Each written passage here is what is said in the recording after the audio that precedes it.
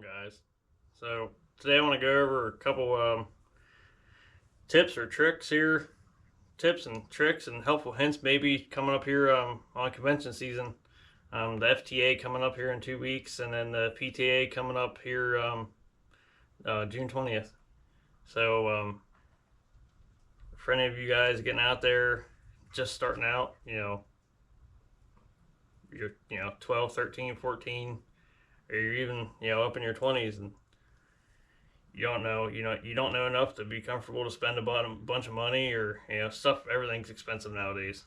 So and there's always deals, and hopefully this kind of gives you an idea of what you can quote pick up, you can do something with. And if you want to go out and run a muskrat line, raccoon line, you don't have to go out there and spend 13, 14, 15, $20 a trap. Even the dog proofs are a little bit up there. Nothing wrong with dog proofs. I'd say everybody should have some of them in their bag. But anyways, we're going to move the camera around here and just show you some oldies but goodies that you can come across $2, $3, $4, $5, depending who the person is. And you buy a couple of them. You buy one with a bent frame maybe, and one missing this or one missing that. You get a handful of them and see what you can make out of them. Or they're all good and you just go ahead and put them out in the line. So give me 1 second. Alright guys, so we're back. Here's some oldies but goodies. They're older than me, I can tell you that much. But something that you definitely come across is these old jump traps. I mean, they're still good quality. This one here hasn't been used in a bit, but I mean, if you take care of them just like anything else, don't matter if they're 2 years old or 60, but they're still good quality. Hold a coon, hold a fox right there. As you can see, it needs a new swivel put on. It could probably use a chain, period. I'd probably just put a new chain on there and different setup. And you got your little jumps. There's some of the better ones. They're a perfect little pocket set trap for muskrat. They'll even hold a coon. Caught plenty of them, plenty of raccoons and number ones. Sometimes you get a stash. You get a stash like this. Here now, it's probably not near as old, but just a nice little, number 11. Plenty enough to hold. It's swiveled here off of the leg, or whatever you would want to call it, the frame, the leg of the frame. Something I did do is I had 2 traps here, like this. Can't see the screen. But anyways, so this here, I took these parts. Now they were just single spring, long springs. This one here, as you can see, the frame's bent, but I believe I picked these up for, I think, $3 for the pair. Now, the thing I gotta do different is take this apart and pull one of these off, because you don't want both sides chained. I mean, you could, I don't. And then what I'll do here on the end of the ears is I'll just take a welder and just tack a bead. That way the jaws don't pop out. And that's a perfect. Now you can, even some of mine I've plated on the bottom to step up, because what will happen is, get the camera down here, and you sit these down.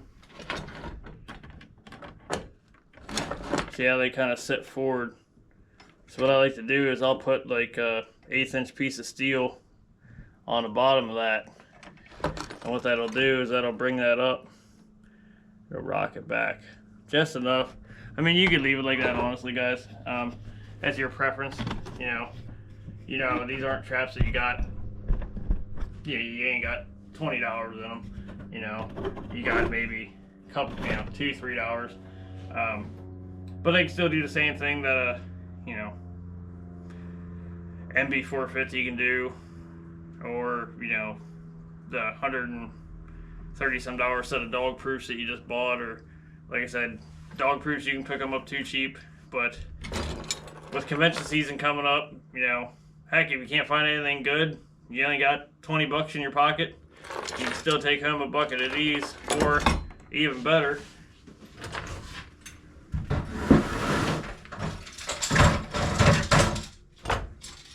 come across some of my favorites. These are old Montgomerys. Now these here, we'll see, they got, they need some work, but you can pick these up, heck, $3 a piece, $4 a piece, and I still have Montgomery number 2s. Heck, I can't tell you how many fox I've caught with them, but anyhow, all you need to take one of these apart when you get these is I use a screwdriver. When you get them compressed, you use a screwdriver and stick it in here and just pop the jaw forward. A lot of guys, you just use channel locks. You can split these on your knees. Yeah, they're light springed. I like to cheat a little bit of luxury. You just take 2 pairs of, you don't have to be any size, it could be short, long, adjustables. And I'll just take these here and put them right down. And it'll hold it. It'll save the trap going off on your finger. It'll save that for trapping season when your hands are cold, and you can't feel it when it goes off on your finger anyways. But not that they hurt that much, but it's that, that spooks you a little bit. But anyhow, so what I'll do is I'll take these here, clamp them down. Now, clamp them down, hold them down, whatever, like I said, and then get the camera in here closer.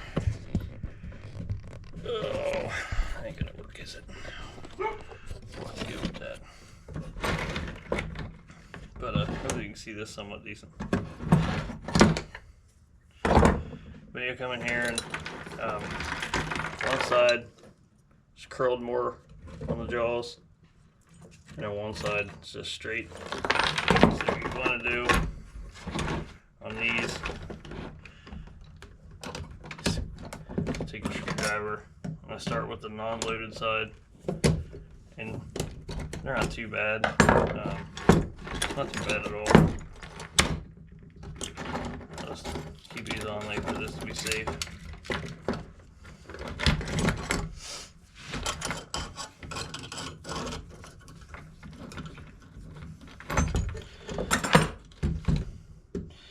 But anyways, we'll get that down, give it a little bit more compression just to help it out. Bring that over.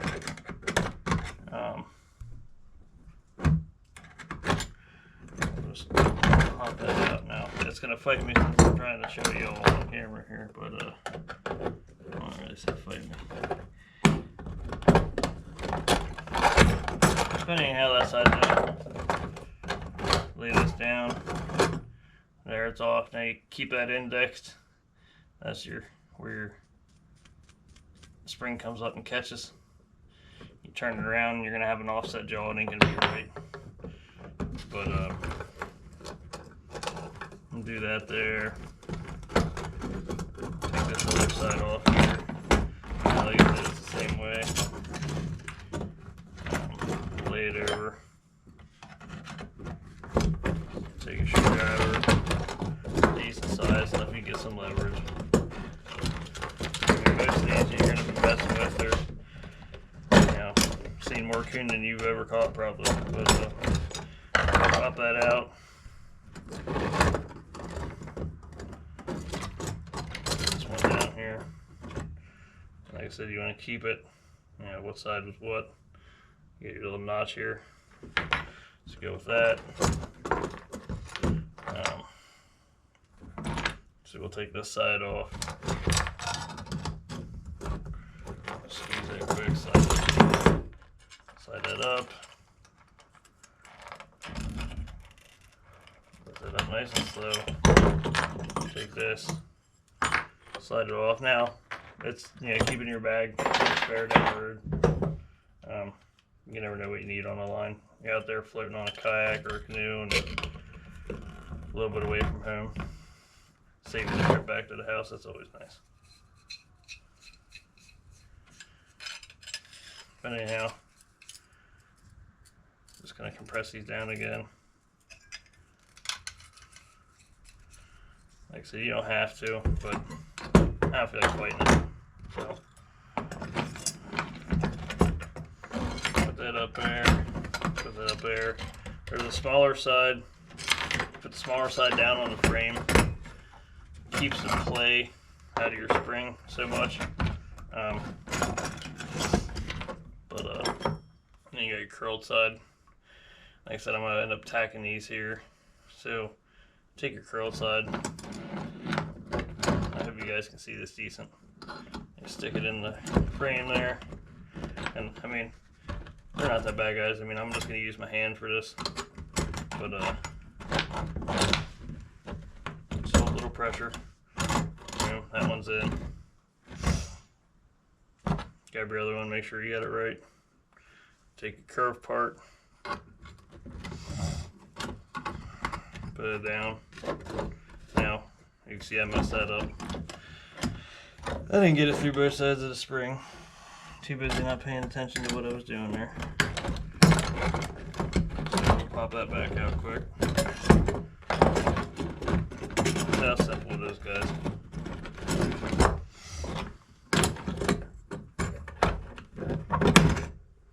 That's back out.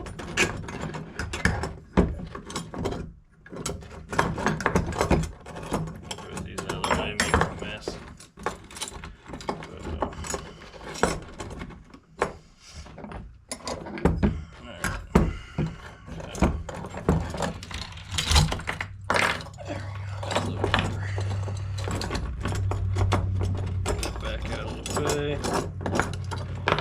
Start with that side, curve side out, or curve side in first.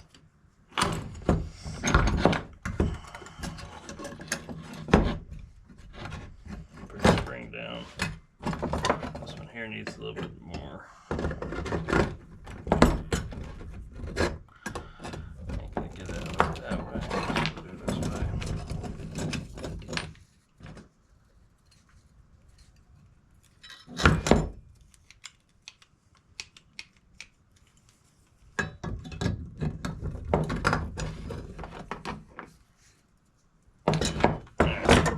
So we got it closed.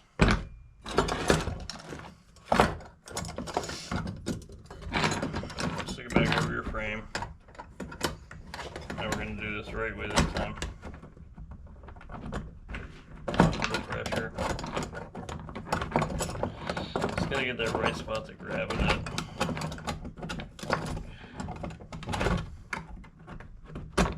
There we go. There's that one. Take a curve side. Hook jaw, whatever you want to call it, of your spring. Put it in. Boom. Now it's come over, I'll just use these to relieve it. Boom, there's one side.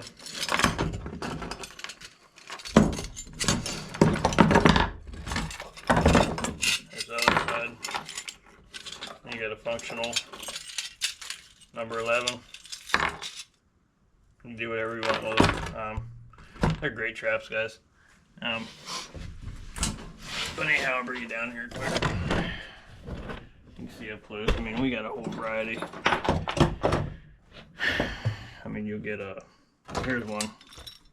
I think I got this one for free, maybe 50 cents. But, and it's a decent frame. You can straighten it out a little bit. And you got these old Victors here. They're still plenty fine. It went off my thumb yesterday, so I mean it's still good. Still a good muskrat trap. They don't look like it sometimes, but they'll hold a raccoon. I mean, unless you're doing a 36-hour check, which you can do here in PA. If you're coon trapping, don't do a 36-hour check. It's either get a muddy mess, a bloody mess. I mean, either way, raccoon's gonna make it muddy to begin with. But you know, to be more humane, get there as soon as you can. Dispatch. You know, move on, reset. If you're, you know, especially if you're trying to get numbers. But so now we got a parts bin here, and like I said, you can put that in your bag, do whatever. This one here, we're gonna take. I'll end up straightening the frame out on that, brace it up, and maybe we'll just build one. But it's something to, you know, something to look forward to coming up here in convention season. Like I said, it's like, you know, see what deals you can find. Yeah, so if anybody's going to the FTA down in Harrisonburg, Virginia, I'll see you there. Shoot me a comment, message, whatever.